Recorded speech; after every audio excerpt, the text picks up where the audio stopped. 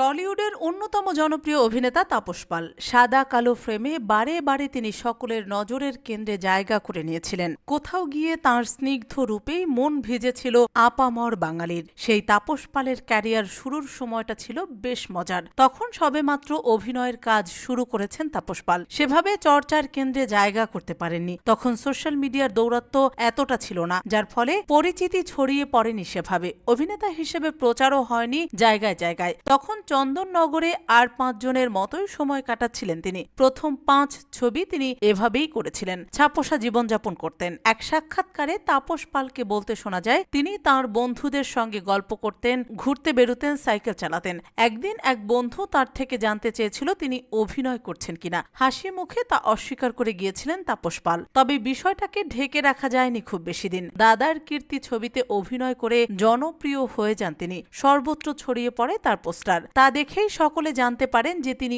অভিনয় করছেন। এরপর সবটা খোলাসা হয় সিনেপাড়ায়। আস্তে আস্তে সকলেই তাঁকে চিনতে শুরু করেন। তখনও লেখাপড়া করছেন অভিনেতা। পরীক্ষা দিতে যেতে পারতেন না, বাড়ি থেকে ধরতেন রিকশা, মুখ ঢেকে পরীক্ষা দিতে যেতে হতো তাকে।